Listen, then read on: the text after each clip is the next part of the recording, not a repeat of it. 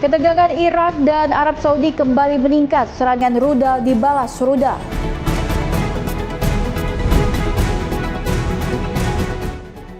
Ukraina sulit mewujudkan impian bergabung dengan NATO.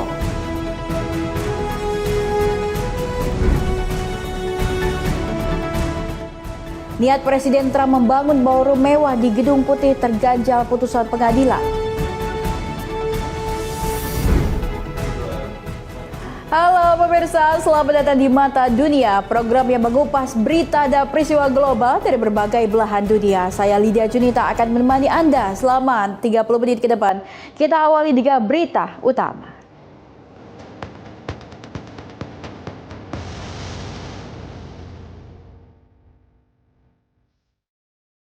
Ya, langsung saja kita ke informasi utama. Pemirsa, ketegangan Irak dan Arab Saudi kembali meningkat. Pemimpin milisi Hizballah al-Nujaba Irak, Akram al-Kabi, bersumpah membalas serangan gabungan Amerika Serikat dan Arab Saudi terhadap pasukan mobilisasi populer atau PMF. Ia menegaskan serangan rudal akan dibalas dengan rudal. Pemimpin milisi Hizbullah al-Nujaba Irak Akram al-Kabi mengancam akan melancarkan serangan balasan terhadap Arab Saudi. Ancaman ini dilontarkan menyusul serangan udara gabungan Amerika Serikat dan Arab Saudi yang menargetkan lokasi pasukan mobilisasi populer atau PMF di Irak pada Juli lalu. Al-Kabi menilai upaya diplomasi dengan Arab Saudi tidak lagi berhasil.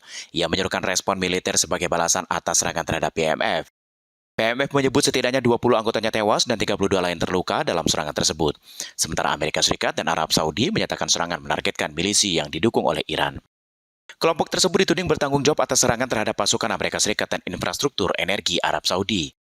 Di tengah meningkatnya ketegangan, Perdana Menteri Irak Ali Al-Zaidi bertemu dengan Kepala Intelijen Arab Saudi Khalid bin Ali Al-Humaidan di Baghdad pada Jumat 7 Agustus 2026. Al-Zaidi menegaskan kembali komitmen bahwa wilayah Irak tidak akan digunakan sebagai pangkalan untuk melancarkan serangan ke negara lain. Arab Saudi menyebut serangan udara sebagai balasan atas serangan terhadap sejumlah fasilitas minyak vital milik kerajaan. Riyadh menegaskan tidak mencari eskalasi, namun Arab Saudi menyatakan akan merespon setiap agresi yang mengancam kedaulatannya.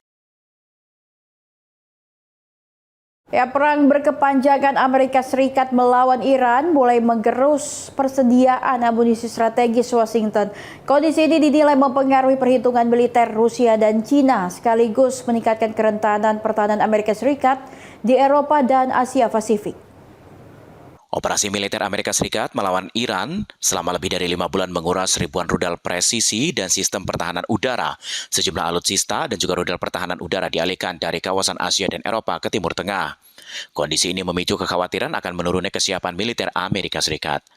Menipisnya persediaan senjata bisa mempengaruhi perhitungan strategis Rusia dan juga China dalam mengambil langkah politik dan juga militer. Gedung Putih dan Pentagon membantah mengenai krisis persediaan senjata. Pemerintah Amerika Serikat menegaskan kemampuan tempur Amerika masih memadai untuk menjalankan berbagai operasi militer. Diperkirakan membutuhkan waktu lebih dari 2 tahun untuk memulihkan stok rudal pencegat Patriot yang telah digunakan. Selain Patriot, persediaan rudal jarak jauh seperti ATACMS dan juga Precision Strike Missile atau PRSM juga menipis. Dampaknya mulai dirasakan di Ukraina. Presiden Volodymyr Zelensky menyoroti turunnya bantuan rudal pencegat dari negara-negara barat yang membuat pertahanan udara Ukraina semakin tertekan menghadapi serangan Rusia. Di Asia Pasifik, pengalihan kapal perusak, kelompok tempur kapal induk dan juga sistem pertahanan udara ke Timur Tengah dinilai mempengaruhi perhitungan pertahanan di Selat Taiwan. Jika konflik terus berlanjut, celah kerentanan militer Amerika Serikat akan semakin terlihat dan bisa mempengaruhi kesiapan Washington dalam menghadapi ancaman global. Pentagon meminta industri pertahanan Amerika Serikat mempercepat produksi dan pengiriman senjata. Langkah ini memperkuat sorotan terhadap isu menipis persediaan amunisi Amerika Serikat setelah perang melawan Iran selama nyaris setengah tahun. Pentagon meminta perusahaan pertahanan Amerika Serikat mempercepat produksi dan juga pengiriman senjata. Washington Post pada Sabtu 8 Agustus 2026, Wakil Menteri Pertahanan Amerika Serikat Steve Weinberg yang memberikan waktu 21 hari kepada para pemimpin industri pertahanan untuk menyerahkan rencana percepatan produksi pada Rabu 5 Agustus 2026. Pentagon menekankan siklus pengembangan dan juga produksi memakan waktu bertahun-tahun kini tidak bisa diterima. Arahan ini muncul saat Pentagon berupaya mengisi kembali persediaan senjata, termasuk rudal pencegat Patriot dan juga Terminal High Altitude Area Defense atau THAAD. Pusat Studi Strategis dan juga Internasional atau CSIS menyebut persediaan Global Rudal Patriot turun dari sekitar 2.200 unit sebelum perang menjadi kurang dari 827 unit. Sementara persediaan THAAD menurun dari 452 menjadi kurang dari 278 unit. Pentagon mengupayakan kerangka kerja dengan kontraktor pertahanan dan juga perusahaan teknologi memperluas kapasitas produksi. Sejumlah perjanjian belum mengikat dan juga masih bergantung pada pendanaan dari Kongres.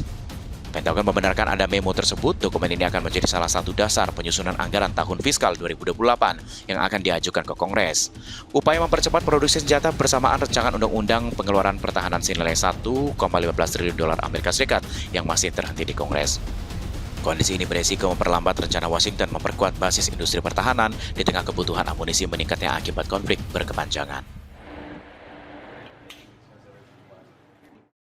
Kita beralih ke informasi lainnya. Kali ini Iran menyiapkan syarat ketat membuka kembali Selat Hormuz. Salah satu tuntutan adalah membatasi akses kapal perang Amerika Serikat di jalur strategis tersebut. Langkah ini dinilai bisa memperkuat kendali Teheran sekaligus mengubah postur militer Amerika Serikat di kawasan Teluk.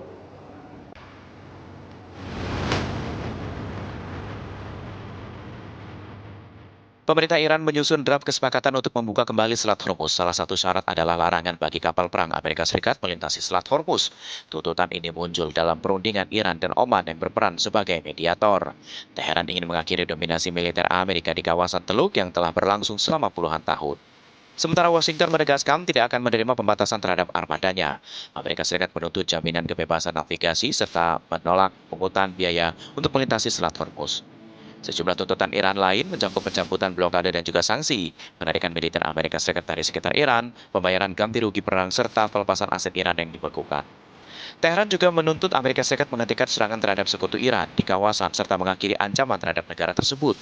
Di sisi lain, serangan Iran terhadap pangkalan Amerika Serikat di Kuwait, Arab Saudi, Qatar, dan Uni Emirat Arab mendorong Pentagon memindahkan sejumlah aset tempur keluar jangkauan Selat Hormuz. Kondisi ini mempersempit ruang gerak militer Amerika Serikat di Teluk Persia. Negara-negara Teluk mulai mempertimbangkan alternatif termasuk memperluas jalur pipa menuju Laut Merah dan juga Teluk Oman. Para pejabat regional menilai pengalihan jalur energi tidak akan sepenuhnya menghilangkan resiko selama tidak ada kesepakatan damai dan juga kredibel.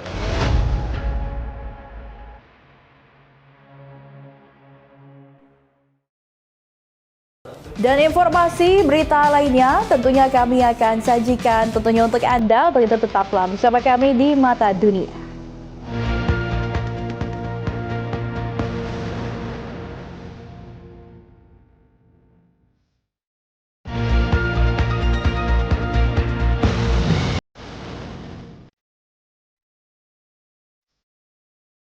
Dan Anda kembali bersama kami di Mata Dunia pemirsa. Setelah 5 tahun berperang melawan Rusia, Ukraina masih sulit mewujudkan impian bergabung dengan NATO.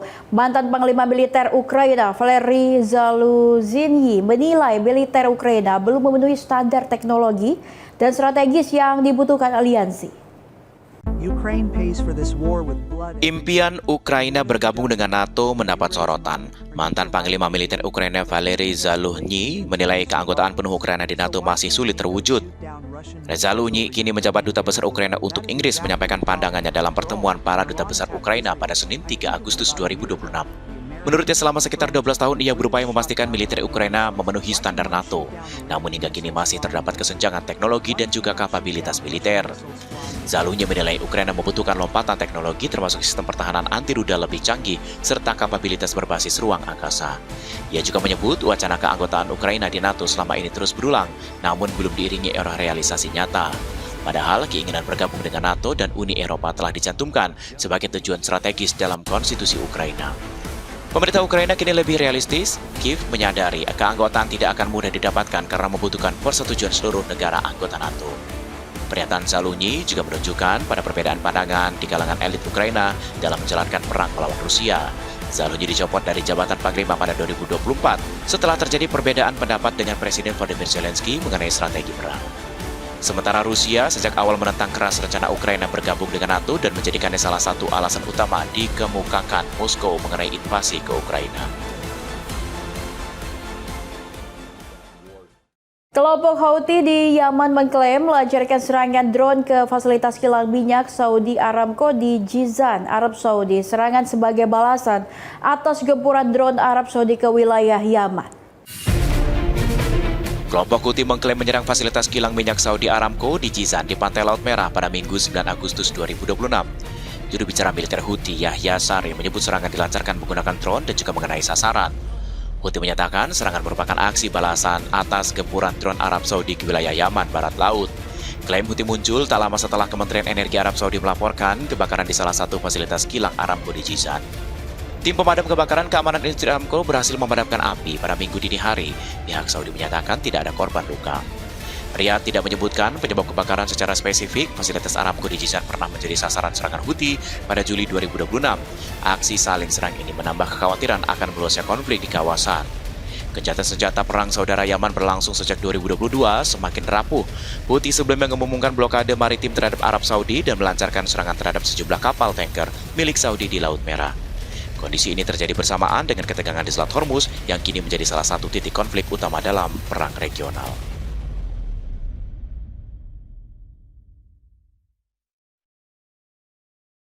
Kondisi kesehatan mantan Presiden Amerika Serikat Joe Biden semakin memburuk. Putranya Hunter Biden menyebut kanker diderita sang ayah menyebar ke tulang. Hunter juga mengungkap perjuangan Biden menghadapi penyakit tersebut. Kondisi kesehatan Joe Biden menjadi sorotan. Putranya Hunter Biden mengungkapkan kanker diderita mantan Presiden Amerika Serikat tersebut mengalami metastatis dan menyebar ke tulang. Dalam wawancara dengan BBC Jumat 7 Agustus 2026, Hunter menggambarkan kondisi sang ayah sebagai sesuatu yang sangat berat dan menyakitkan. Meski kondisinya memburuk, Hunter menyebut Joe Biden masih menjadi pusat keluarga dan tetap berusaha aktif berbicara di depan publik. Hunter juga mengenang debat Pilpres Amerika Serikat pada Juni 2024. Saat menyaksikan debat tersebut, Hunter mengaku merasa ada yang tidak beres dengan kondisi fisik ayahnya.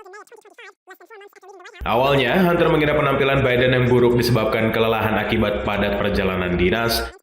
Setelah didiagnosis kanker, Hunter kembali mempertanyakan kondisi kesehatan sang ayah. Hunter mengatakan hal yang paling membuatnya bangga adalah ketangguhan Joe Biden dalam menghadapi berbagai cobaan. Hunter juga berbicara tentang gerasi penuh diberikan Joe Biden kepadanya pada Desember 2024. Gerasi mencakup kasus pemilikan kesenjataan api, kasus pajak, serta pelanggaran federal lain rentang waktu 2014 hingga 2024. Hunter mengaku keputusan ini dikritik dan dinilai tidak adil, namun Hunter menegaskan dirinya tetap bersyukur atas keputusan yang diambil oleh ayahnya. He is our rock. Niat Presiden Amerika Serikat Donald Trump membangun ballroom mewah di Gedung Putih terganjal putusan pengadilan. Pengadilan banding Amerika Serikat menegaskan proyek senilai 400 juta dolar Amerika Serikat harus mendapatkan persetujuan Kongres sebelum dilanjutkan. Putusan ini membuat Trump murka.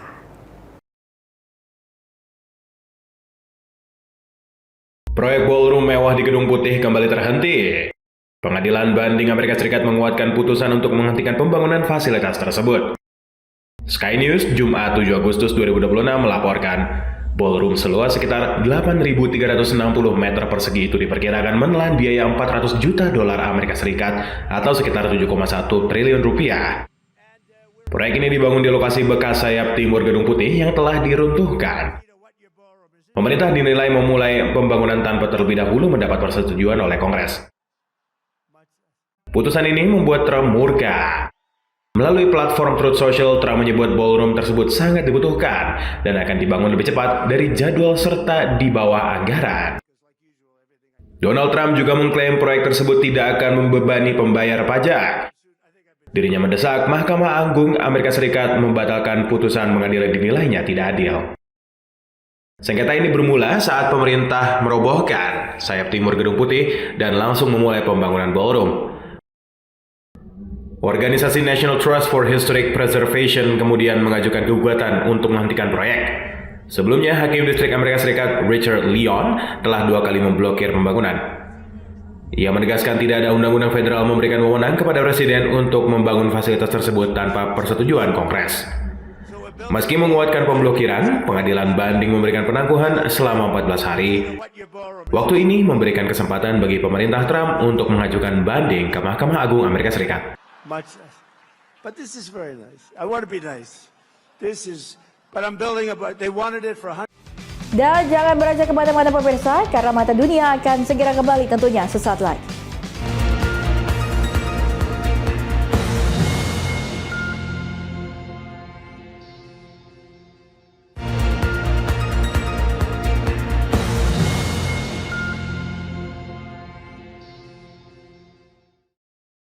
Ya, startup asal Tanzania mengubah limbah plastik menjadi bahan baku untuk teknologi cetak 3 dimensi atau 3D printing. Inovasi ini ditargetkan mengurangi polusi sekaligus menekan ketergantungan Tanzania terhadap mesin dan material impor.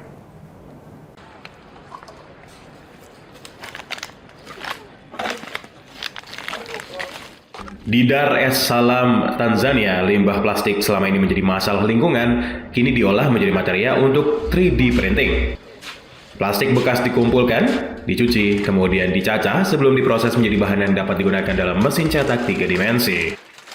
Inovasi ini dikembangkan startup Swahili The Makers, bermula dari keterbatasan akses terhadap mesin 3D printing impor. Melalui teknologi buatan lokal, startup ini tidak hanya memproduksi mesin 3D printer, tetapi juga memanfaatkan sampah plastik sebagai material cetak.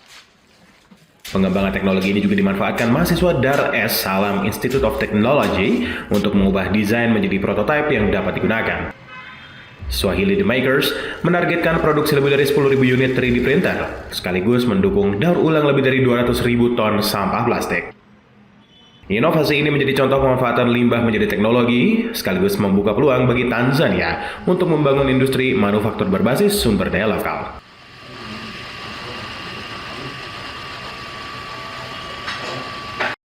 Ya, sekitar 70 mobil amfibius memeriahkan Sungai Havel di Berlin, Jerman. Kendaraan unik ini mampu melaju di darat sekaligus menjelajahi perairan dalam perhelatan Amfib 2026 disebut sebagai salah satu pertemuan mobil amfibi terbesar di dunia.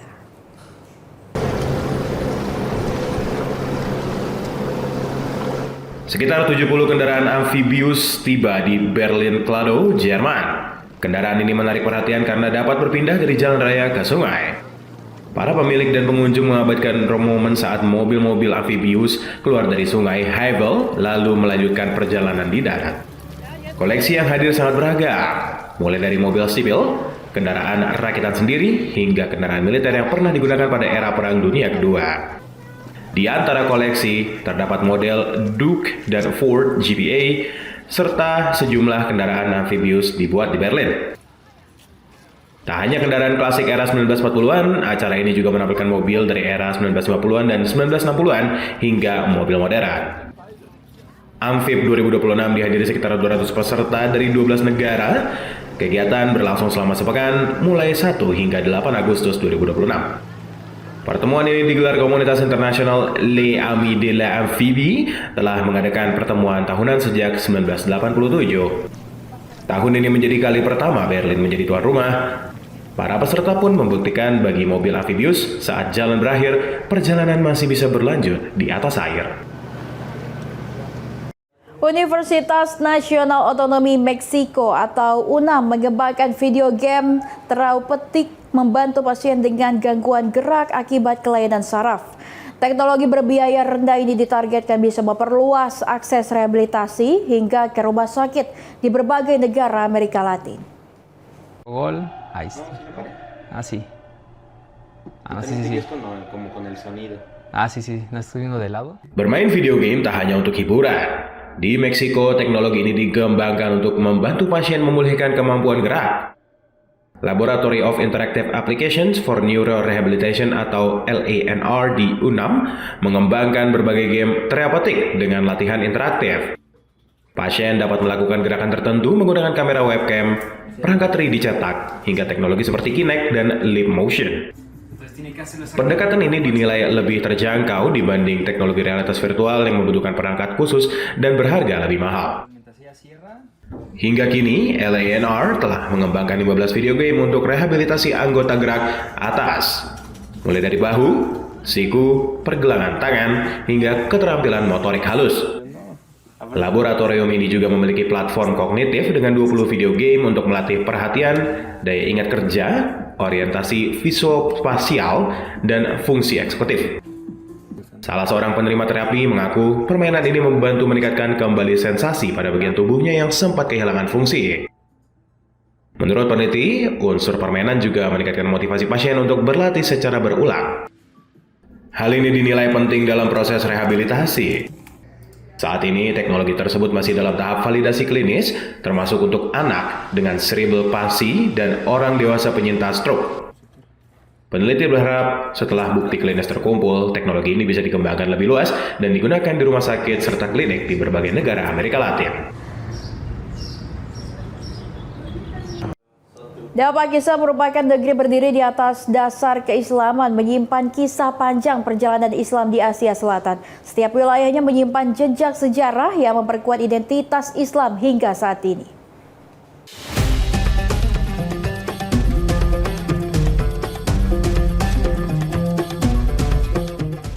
Selamat datang di Pakistan.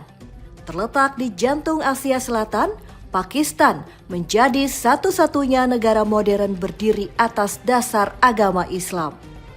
Negeri ini lahir pada tahun 1947, dipimpin Muhammad Ali Jinnah sebagai tanah air bagi umat muslim di anak benua India. Namun, akar Islam di tanah ini sudah tumbuh jauh lebih lama, bahkan sejak abad ke-8 Masehi.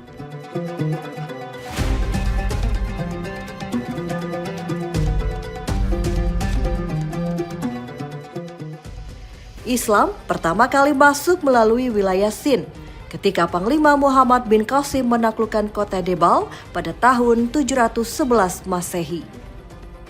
Dari pelabuhan inilah ajaran Islam menyebar ke Multan, Punjab, dan wilayah barat laut. Sejak saat itu, Islam bukan sekedar keyakinan, tetapi juga menjadi fondasi budaya, pemerintahan, dan pendidikan di wilayah kelak bernama Pakistan. Dari kisah awal penyebaran Islam di masa lampau, perjalanan kini beralih ke wajah modern Pakistan. Kota dirancang khusus sebagai simbol kemajuan dan spiritualitas Islam. Inilah Islamabad, jantung pemerintahan sekaligus lambang kejayaan Islam masa kini. Islamabad dibangun pada tahun 1960-an menggantikan Karachi sebagai ibu kota. Dirancang hijau dan tertata, kota ini menjadi cermin modernitas Islam berpadu dengan ketenangan spiritual.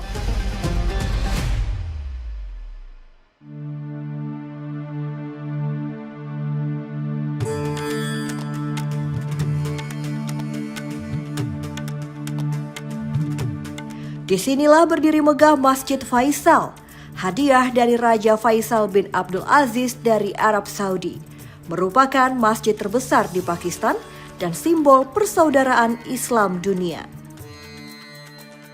Bentuknya menyerupai tenda Baduy, melambangkan kesederhanaan sekaligus keagungan Islam di era modern.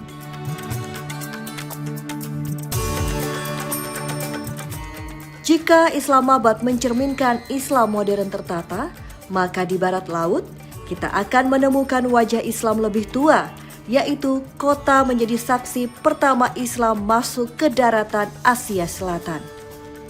Perjalanan membawa kita menuju Peshawar, gerbang sejarah dan kebudayaan Islam di Pakistan.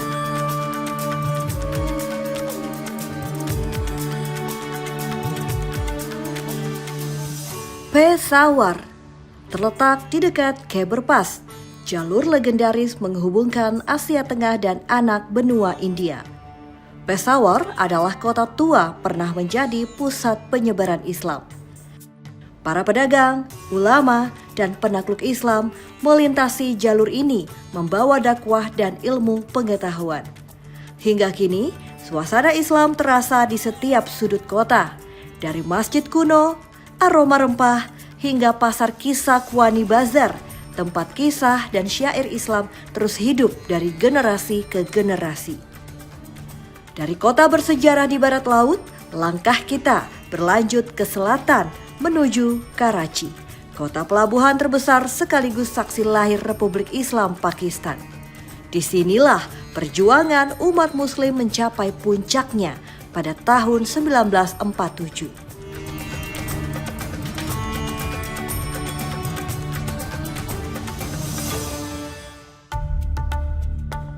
Sebagai kota terbesar di Pakistan, Karachi menjadi pusat ekonomi, perdagangan, dan sejarah perjuangan kemerdekaan. Di sini berdiri Mazar-e-Quaid, makam sang pendiri bangsa Muhammad Ali Jinnah. Bangunan putih bergaya kubus ini melambangkan semangat Islam yang bersih, kuat, dan berdaulat. Kini, Karachi menjadi rumah bagi jutaan Muslim dengan kehidupan yang dinamis dan semangat keislaman terus berkembang. Bila Karachi menandai kelahiran Islam modern, maka di Lahore kita diajak kembali ke masa keemasan Islam klasik, masa ketika kekaisaran Mughal menjadikan seni dan arsitektur sebagai wujud keimanan. Masjid Badzahi dibangun pada tahun 1673 oleh Kaisar Aurangzeb. Masjid Badzahi menjadi mahakarya arsitektur Islam Asia Selatan. Dengan kubah marmer putih, dinding merah bata, dan halaman luas, masjid ini mampu menampung lebih dari 50.000 jemaah. Bersebelahan dengan Lahore Fort, keduanya menjadi simbol kejayaan Islam dan kini tercatat sebagai warisan dunia UNESCO. Keindahannya memancarkan pesan abadi bahwa Islam tak hanya agung dalam keyakinan, tapi juga dalam seni dan budaya. Dari kemegahan kota Lahore, perjalanan berlanjut jauh ke selatan Punjab.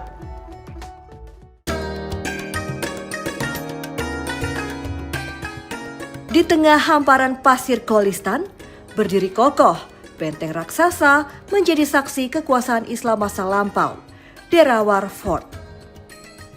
Derawar Fort dibangun sejak abad ke-9, kemudian diperkuat penguasa Muslim Bahawalpur pada abad ke-18. Benteng dengan 40 menara raksasa ini berdiri setinggi 30 meter, menjadi simbol kekuatan dan keuletan kerajaan Islam di tengah gurun tandus. Kini, tempat ini menjadi ikon wisata sejarah, mengingatkan Islam tidak hanya hidup di kota, tetapi juga di tengah sunyi padang pasir.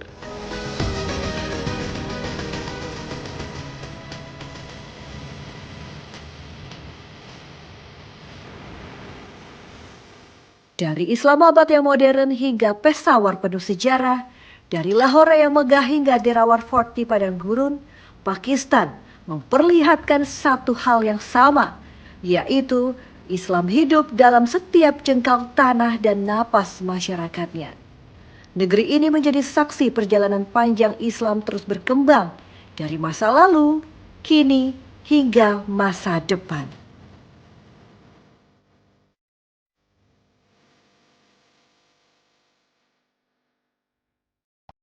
Dan demikianlah Mata Dunia kali ini. Terus saksikan informasi lainnya hanya di Berita Nasional TV. Saya Lydia Junita dengan segenap kru yang bertugas. Mohon pamit undur diri. Terima kasih dan sampai jumpa.